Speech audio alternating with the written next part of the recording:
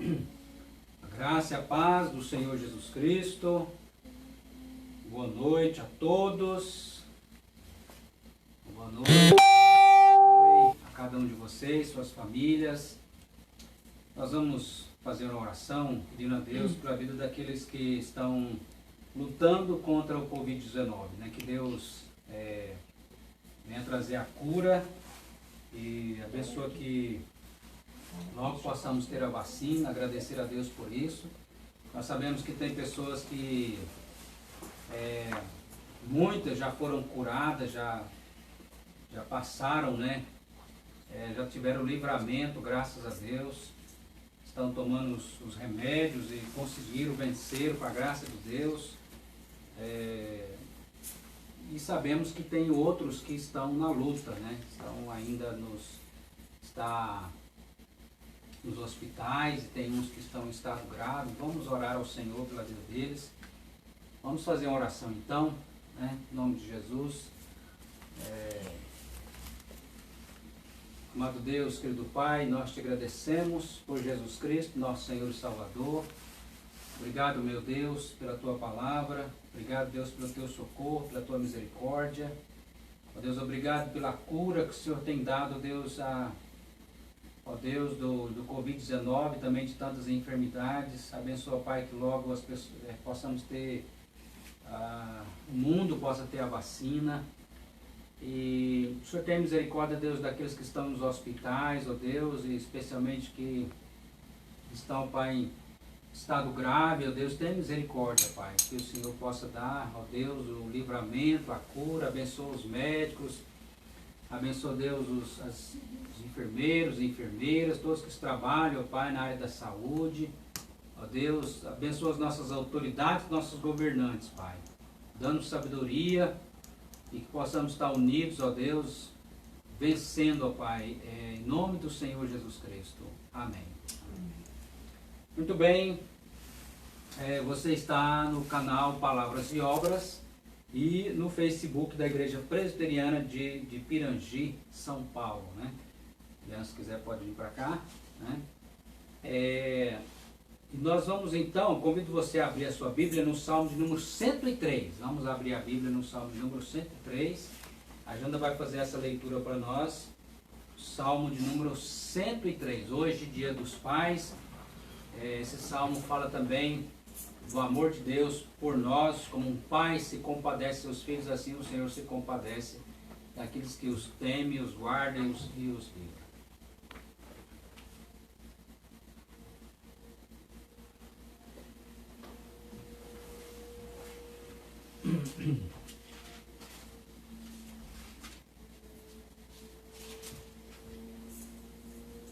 Salmo 103. Bendiz a minha alma ao Senhor, e tudo que há em mim, bendiga o seu santo nome. Bendiz a minha alma ao Senhor, e não te esqueças de nenhum só dos seus benefícios. Ele é quem perdoa todas as tuas iniquidades, quem sara todas as tuas enfermidades, quem da cova redime a tua vida, e te coroa de graça e misericórdia. Quem farta de bens a tua velhice, de sorte que a tua mocidade se renova como a da águia. O Senhor faz justiça e julga a todos os oprimidos. Manifestou os seus caminhos a Moisés e os seus feitos aos filhos de Israel. O Senhor é misericordioso e compassivo, longânimo e assaz benigno. Não repreende perpetuamente, nem conserva para sempre a sua ira. Não nos trata segundo os nossos pecados, nem nos retribui consoante a nossa iniquidade.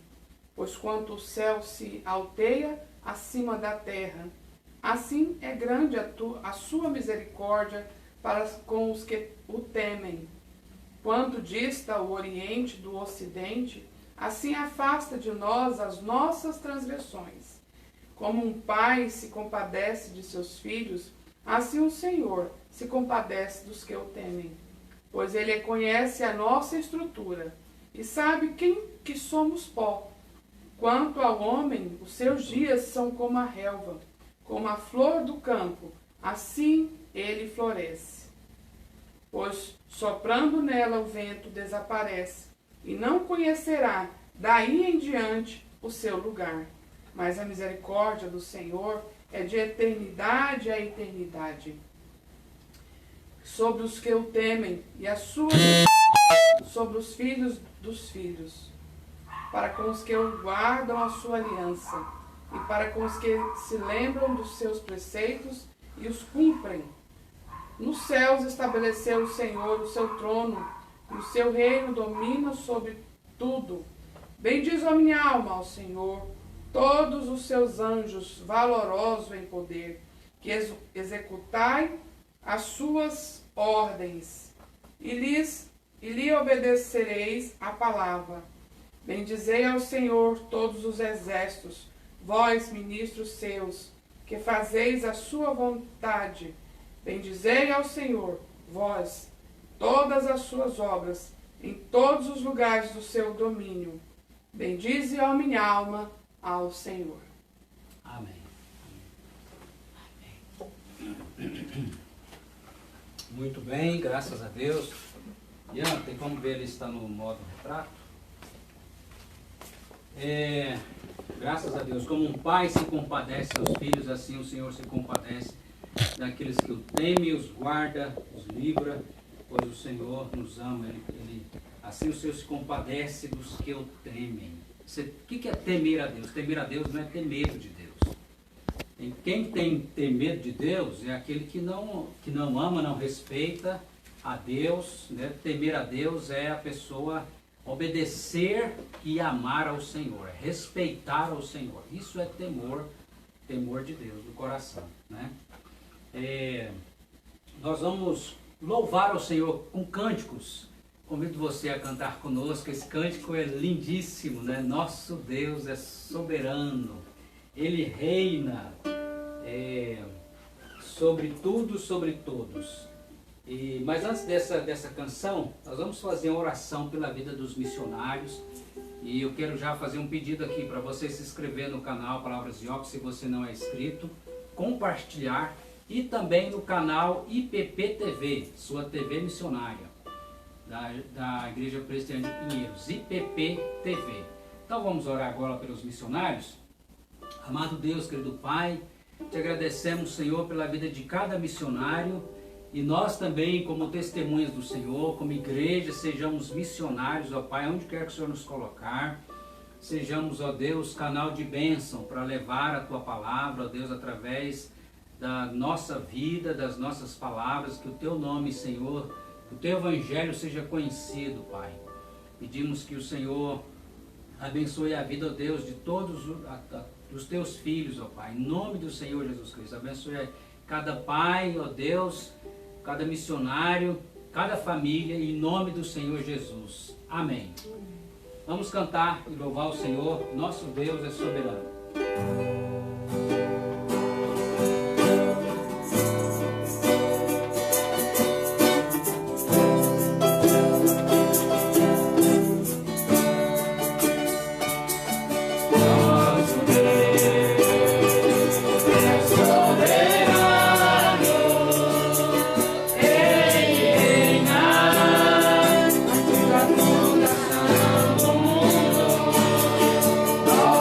Deus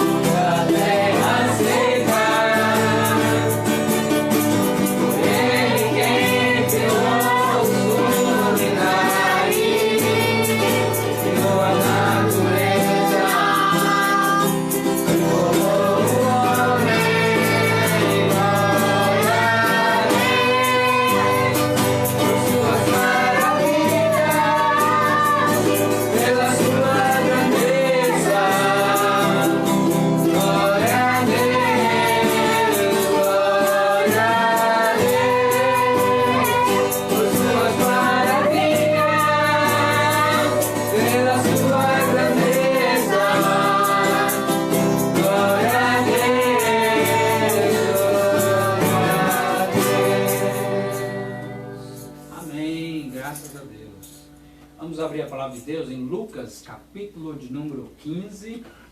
Todos nós agora então com as suas Bíblias, Lucas 15. Convido você também a acompanhar a leitura da palavra de Deus, se você puder, com a sua Bíblia, onde você estiver.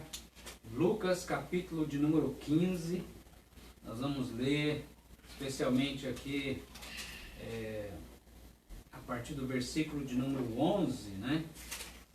Lucas, capítulo de número 15. Estou aqui com a Janda, minha esposa, mais o Arthur, o Heitor e o Ian. Hoje o Cidinho não pôde estar conosco. Deus abençoe, né, a vida também do Cidinho, de todos os pais. Hoje nós tivemos surpresas boas, graças a Deus, pela vida dos nossos filhos. Louvado seja Deus, né? Deus é bom e a sua misericórdia dura para sempre. Então vou ler o texto da palavra de Deus. Lucas capítulo 15. Ian, pode colocar ali pra gente por favor. Ian vai colocar, o Ian nos ajuda também lá na câmera, né? Colocar pra gente focando aqui. Lucas 15, versículo 11, a partir do verso 11, diz a palavra de Deus. Continuou, certo homem tinha 2 filhos. O mais moço deles disse ao pai: Pai, dai-me a parte dos bens que me cabe. E ele lhe repartiu os haveres, a herança. Passados muitos dias, o filho mais moço, ajuntando tudo o que era seu, partiu para uma terra distante, lá dissipou todos os seus bens, vivendo dissolutamente. Depois de ter consumido tudo, sobreveio àquele país uma grande fome, e ele começou a passar necessidade. Então ele foi e se agregou a um dos cidadãos daquela terra, e este o mandou para os seus campos a guardar porcos. Ali desejava ele fartar-se das alfarrobas que os porcos comiam, mas ninguém lhe dava nada. Então, caindo em si, disse: Quantos trabalhadores de meu pai têm pão com fartura, e eu aqui morro de fome? Levantar-me-ei, irei ter com meu pai, e lhe direi: Pai, pequei contra o céu e diante de ti, já não sou digno.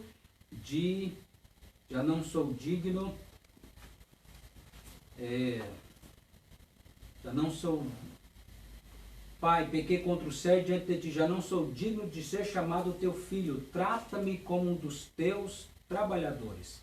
E levantando-se foi para o seu pai. Vinha ele ainda longe, quando seu pai o avistou e, compadecido dele, correndo, abraçou e beijou.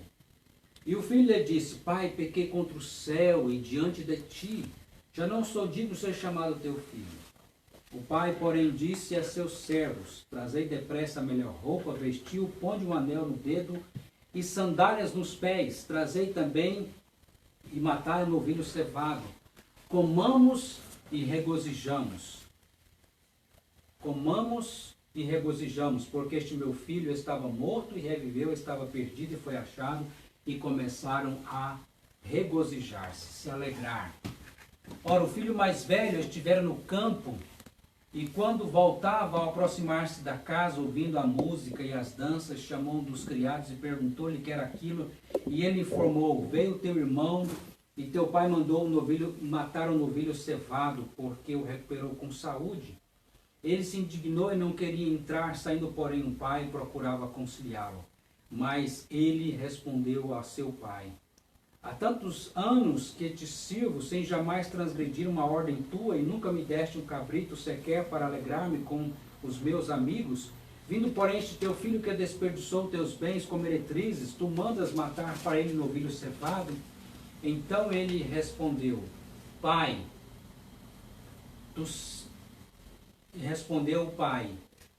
meu filho, tu sempre estás comigo, tudo o que é meu é teu. Entretanto, era preciso que nos regozijássemos e nos alegrássemos, porque este teu irmão estava morto, reviveu, estava perdido e foi achado. Ian, pode vir, pode sentar.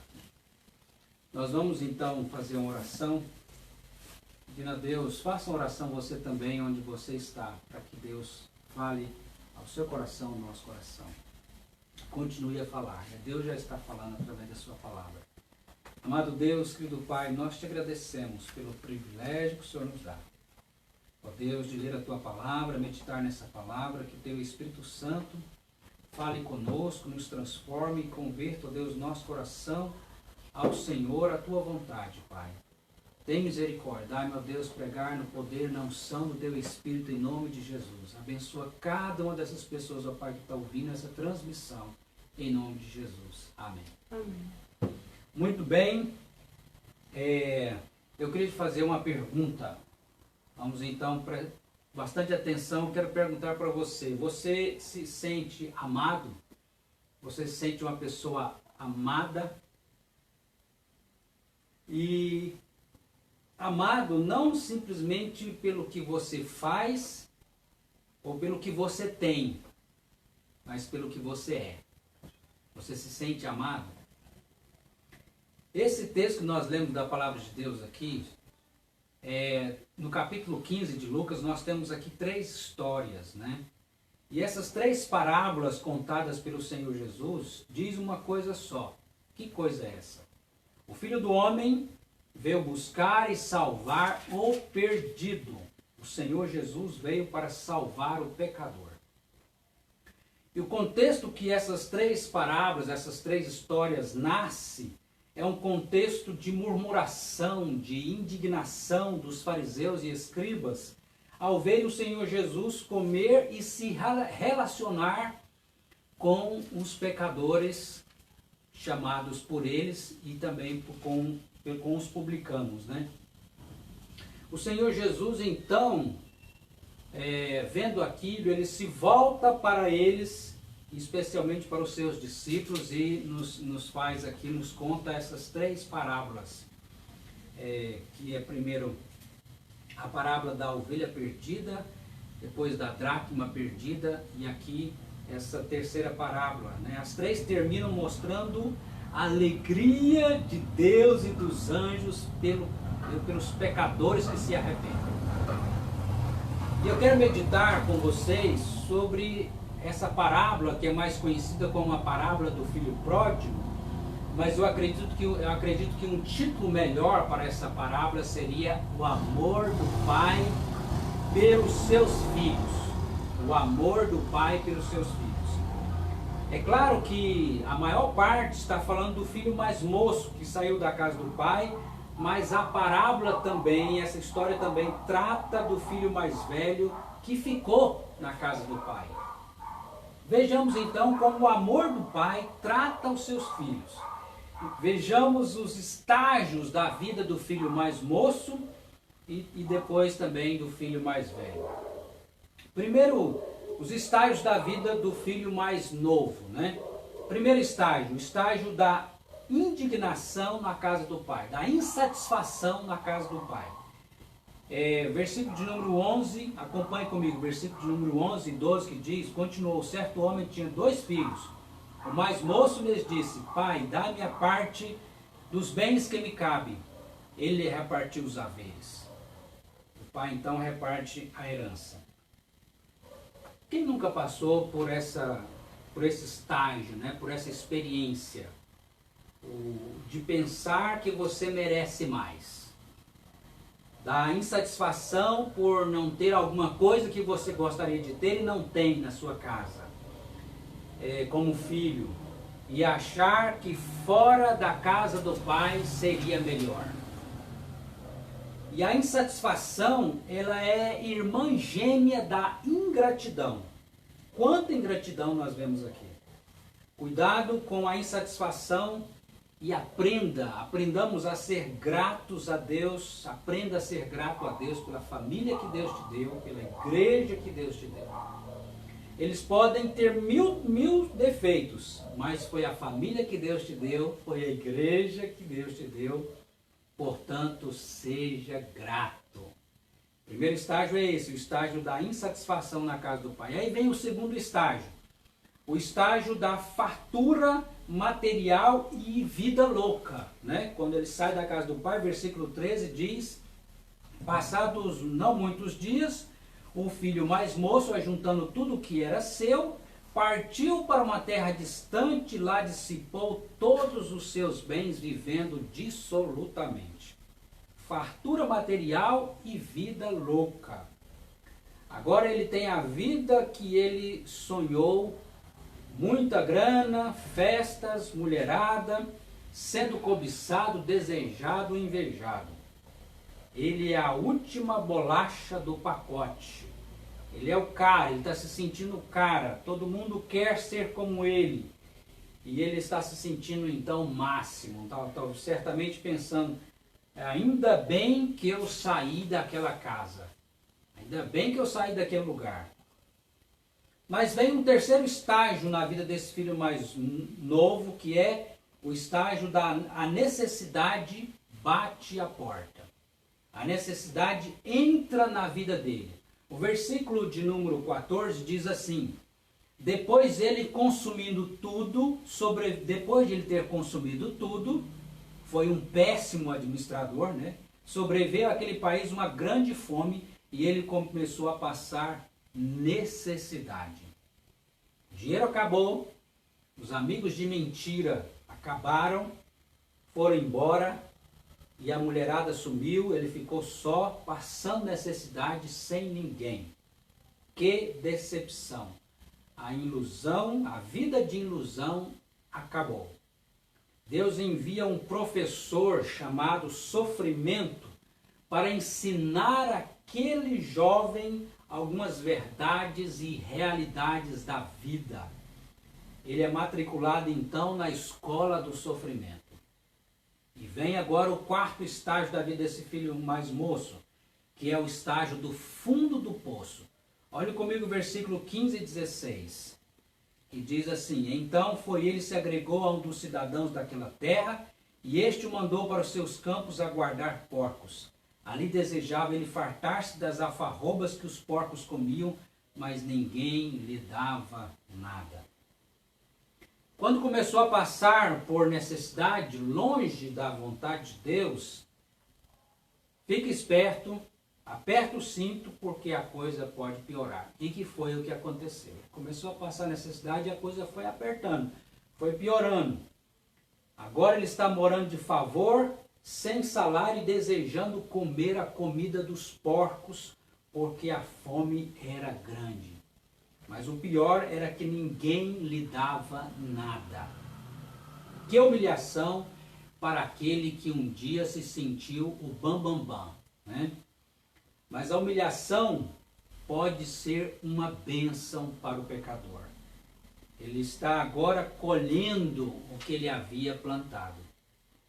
E aí vem um quinto estágio na vida desse filho mais novo, que é o arrependimento verdadeiro. Um arrependimento verdadeiro. Olha comigo o versículo 17 a 20, a parte A.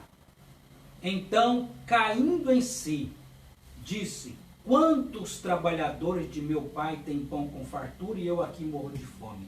Levantar-me-ei, irei ter com meu pai e lhe direi: pai, pequei contra o céu e diante de ti, já não sou digno de ser chamado teu filho, trata-me como um dos teus trabalhadores. E levantando-se, foi para o seu pai. Caindo em si, ele acordou. Era como se ele estivesse num transe, né? Vivendo numa ilusão, e a bolha estourou, ele acordou. Que bênção, meus queridos e queridas, que bênção é o arrependimento na vida de uma pessoa. Que bênção é o arrependimento na vida do pecador. Ele fez uma análise da sua situação, ele lembra da casa do pai, ele faz então a sua confissão e toma a atitude de voltar. Ele vence o seu orgulho e se humilha. A pior desgraça na vida de uma pessoa é a falta de arrependimento. Mas não confunda remorso com arrependimento. Eles parecem, mas são diferentes. O remorso, a pessoa sente tristeza pelas consequências do seu erro. Mas no arrependimento, a pessoa sente tristeza por causa do seu pecado, porque é pecador, porque ofendeu a Deus e tem uma atitude de mudar de vida, né? Mudar de atitude, ter uma mudança. No remorso, a pessoa não muda, continua no pecado, só tem tristeza por causa das consequências. No arrependimento, há tristeza, há uma mudança de vida, uma mudança no sentido de buscar fazer aquilo que agrada a Deus. E agora vem então o 6º estágio na vida desse filho mais novo, que é a reconciliação. Olha o versículo de número 20 e 21, que diz assim: vinha ele ainda longe, vinha o filho mais novo ainda longe, quando seu pai o avistou e, compadecido dele, correndo, o abraçou e beijou. E o filho lhe disse: pai, pequei contra o céu e diante de ti, já não sou digno de ser chamado teu filho. Esse pai, meu querido e querida que me ouve nesta noite, esse pai, ele esperava a volta de seu filho. Eu pergunto a você, e será que esse pai, né, que amava o seu filho, ele possivelmente esperando e olhando e desejando, né, a volta do filho, muito mesmo ele esperava. E aqui você percebe nesses versículos que eu li, quem é que faz a primeira comunicação? Quem é que fala primeiro, né? É o pai ou o filho? É o pai, né? Quem faz a primeira comunicação? Observa aqui o versículo de número 20, né? Que levantando, vinha ele ainda longe, quando seu pai o avistou e, compadecido dele, correu, abraçou e beijou. O pai é quem faz a primeira comunicação através do afeto, do abraço. Que assim o pai... E aí, o afeto, né? Ele avistou, nós precisamos, então isso mostra para nós precisamos, a exemplo desse pai, do Pai Celestial também, conhecermos os nossos filhos, né? Acolhermos os nossos filhos. E compaixão, outra característica na vida desse pai, que compaixão, precisamos amar, precisamos demonstrar amor como pais. Correndo, precisamos vencer a distância que nos separa uns dos outros. Correndo, o abraçou e beijou. Talvez o que o seu filho mais precise seja de afeto, seja dessa demonstração de carinho. Agora o filho então, depois disso tudo, o filho comunica a sua confissão, mas o pai não deixou que ele dissesse a última frase, que a última frase que ele ensaiou, que seria: trata-me como um dos teus trabalhadores ou servos. O pai já reconhece o arrependimento na vida do filho, quando ele diz, né, aqui, e o filho lhe disse: pai, pequei contra o céu e diante de ti, já não sou digno de ser chamado teu filho. O pai, porém, disse a seus servos, o pai já fala agora aos seus servos, né, o que ele queria que fosse feito por causa da restauração. Por isso, serve para nós aqui também entendermos que nós não podemos perder a comunicação com os nossos filhos. Se você perdeu a comunicação com o seu filho, restaure novamente essa comunicação, né? E essa comunicação não só com as palavras, mas com afeto, com amor, com carinho, um abraço. Uma coisa que meu pai, eu sabia que ele me amava, mas ele não tinha esse costume de abraçar. E eu sentia muito, eu queria muito esse abraço do meu pai. Ele era aquele jeitão mais antigo. E sempre eu cresci com essa vontade e o desejo também hoje, né? Os meninos aqui sabem, nós temos esse desejo sempre de estar abraçando, expressar esse afeto.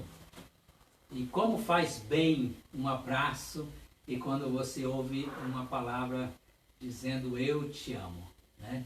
Como faz bem um eu te amo, né?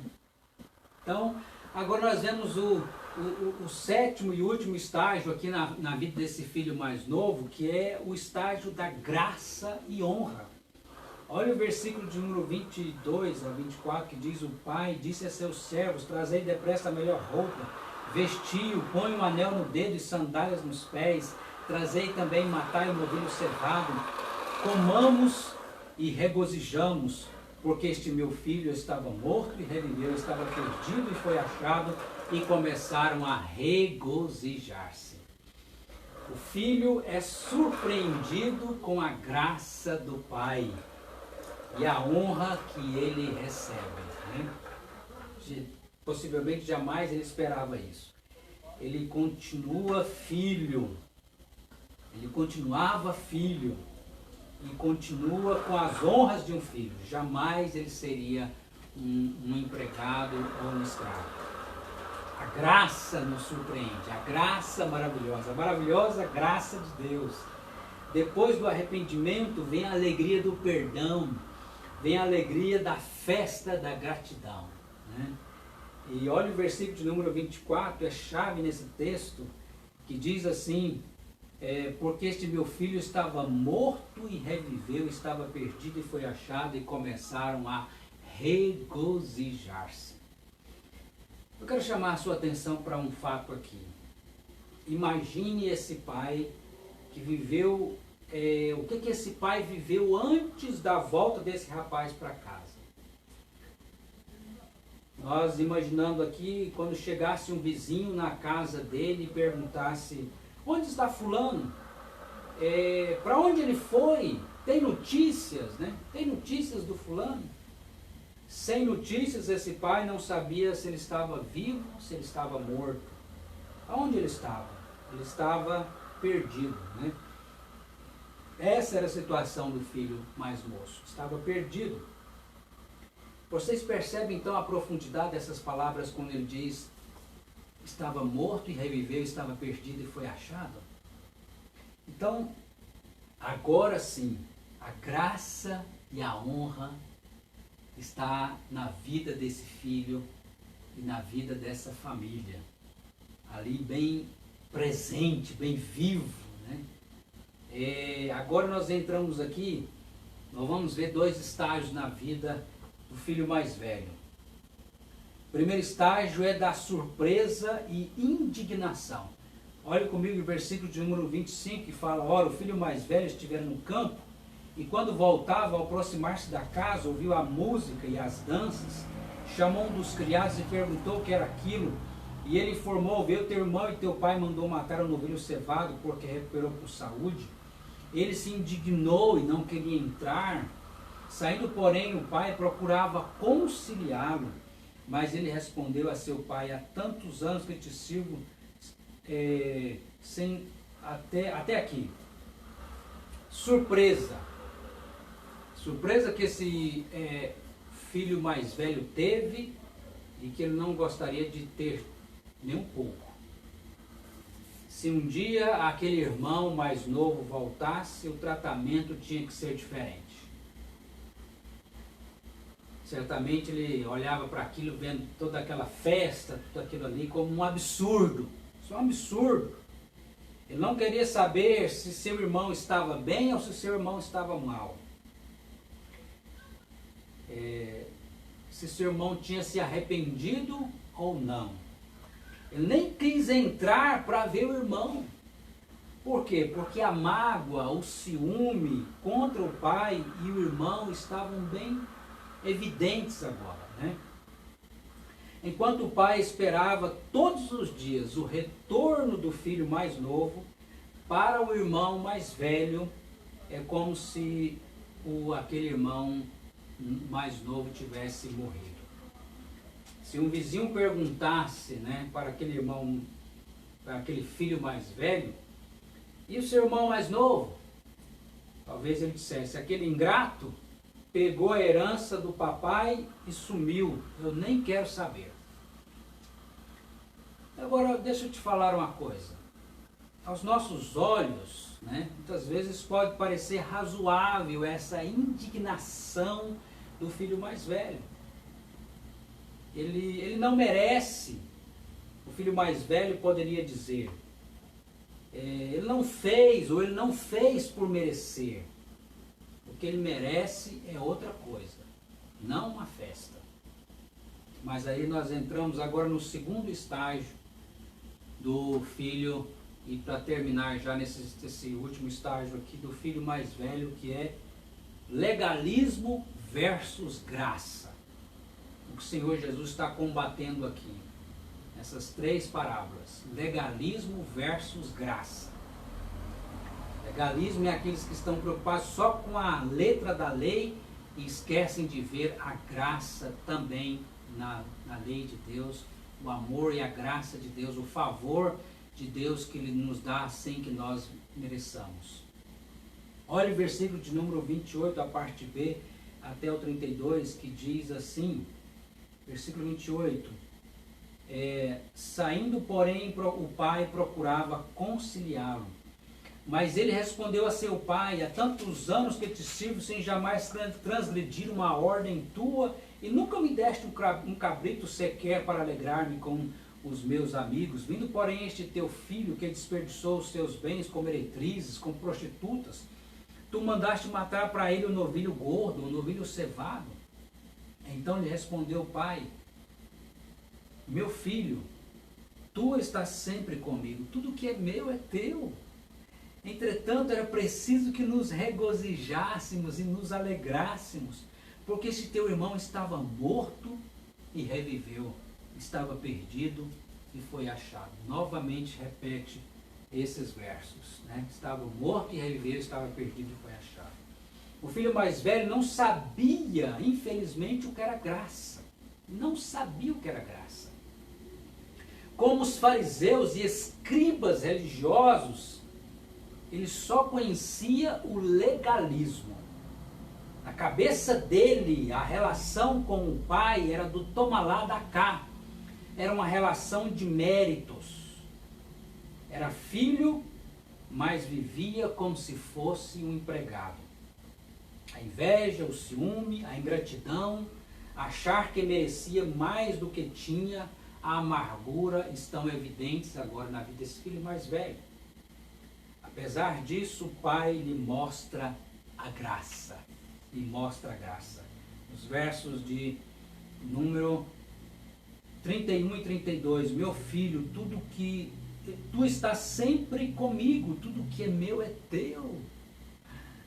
Por que você não usufrui do que é seu? Porque tudo que é meu é teu. Entretanto, era preciso que nos regozijássemos e nos alegrássemos, porque esse teu irmão estava morto e reviveu, estava perdido e foi achado. É verdade que nós não sabemos o desfecho, o final da história, se esse filho mais velho entrou para a festa, se ele entrou para dentro da casa, ou se ele ficou fora emburrado e amargurado. Eu acredito que o Senhor Jesus terminou essa história assim, como está aqui no versículo 32, para nos mostrar qual é a prioridade de Deus. E a prioridade de Deus é o perdido. Salvar o perdido. Seja ele que está fora ou dentro. Essa foi a missão de Cristo. Essa é a missão que Cristo deu à sua igreja. Ide e fazei discípulos de todas as nações. Pregar o evangelho a toda criatura. Essa é a vontade do Senhor. Todas as nossas atividades, então, queridos e queridas, todas as nossas atividades, as nossas programações, as sociedades internas, tudo que nós fazemos na igreja ou fora da igreja, toda a nossa vida, os nossos familiares, as igrejas existem para fazer discípulos.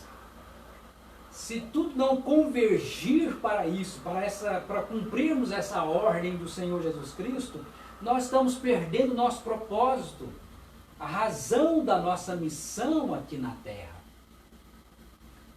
Cuidado para não ficarmos envolvidos só com nós mesmos e não termos o olhar para fora para o perdido. E esse perdido que às vezes pode estar não só lá fora dos prédios da igreja, mas às vezes dentro também do prédio da igreja que precisa de ouvir, entender o que é graça de Deus. A graça maravilhosa de Deus. E eu quero concluir dizendo o seguinte: se não fosse o amor do Pai Celestial, todos nós estaríamos perdidos, religiosos ou não. Se não fosse o amor do Pai Celestial, todos nós estaríamos perdidos. E só se chega ao Pai, presta atenção nisso, só se chega ao Pai através do Filho, do Senhor Jesus Cristo. Pois é o próprio Jesus que diz em João capítulo 14, versículo 6, eu sou o caminho e a verdade e a vida, e ninguém vem ao Pai a não ser por mim. Ninguém vai ao Pai a não ser por mim, disse o Senhor Jesus. Porque Ele mesmo diz também, porque Deus amou o mundo, em João 3,16, que deu seu Filho único, seu Filho unigênito, para que todo que nele crê não pereça, mas tenha a vida eterna. Você de fato é um verdadeiro Filho de Deus, se você conhece Jesus Cristo como seu Senhor e Salvador.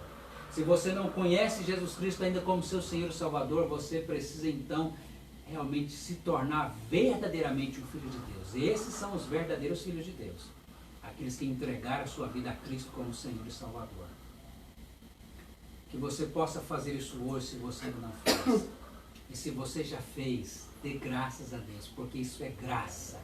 A graça de Deus te alcançou, mudou o seu coração, te fez um verdadeiro Filho de Deus. E assim possamos viver com gratidão, levando essa graça de Deus às outras pessoas que precisam também conhecer Jesus Cristo como Senhor e Salvador das suas vidas. Nós vamos fazer mais uma oração. Ore comigo. Amado Deus, querido Pai, nós te agradecemos pela tua graça maravilhosa que nos alcançou, ó Deus, e mudou, transformou o nosso coração, nos fez novas criaturas, nos fez filhos de Deus, para que possamos assim viver em comunhão com o Senhor todos os dias da nossa vida. Nós te amamos, ó Deus, nós te amamos, ó Pai, queremos declarar isso, ó Deus, em nome do Senhor Jesus Cristo. Amém. Vamos então cantar mais um cântico. Nós estamos chegando ao final desse momento aqui. Vamos então louvar ao Senhor agora. Qual que é o próximo cântico que nós vamos cantar? Vem louvar. Vem louvar. Vamos louvar ao Senhor porque Ele é digno de toda a honra, de toda a glória, de toda a adoração, de todo louvor.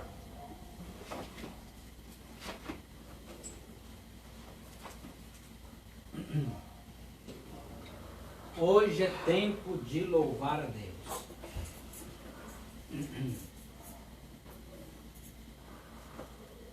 Hoje é tempo de louvar a Deus.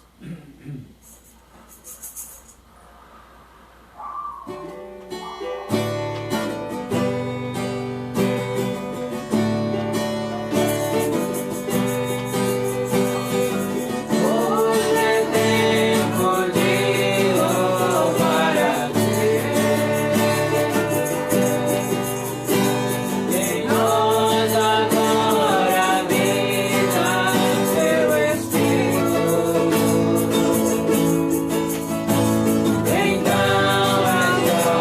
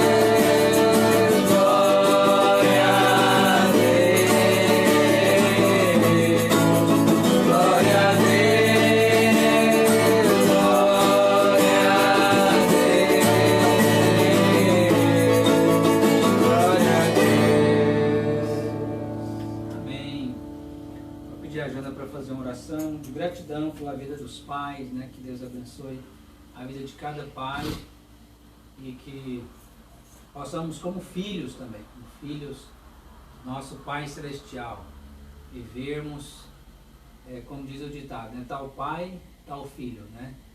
Que possamos de fato parecer com o Pai Celestial, vivendo para a glória de Deus, tendo a Jesus como nosso Senhor e Salvador, como diz a Bíblia, né? Jesus é nosso irmão mais velho e também nosso Senhor e Salvador, que possamos parecer com Cristo, para a glória de Deus.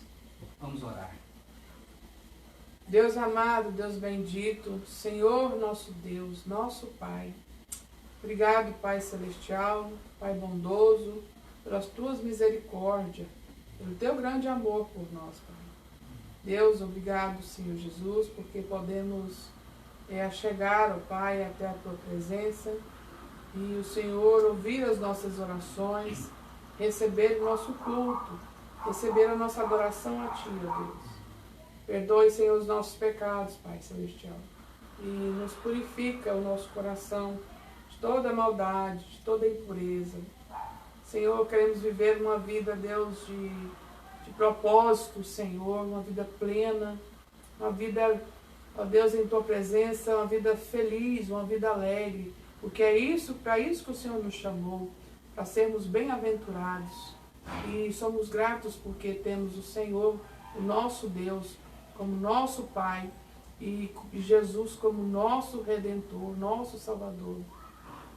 Ó Espírito Santo de Deus, conduz-nos, ó Deus, essa semana, Senhor.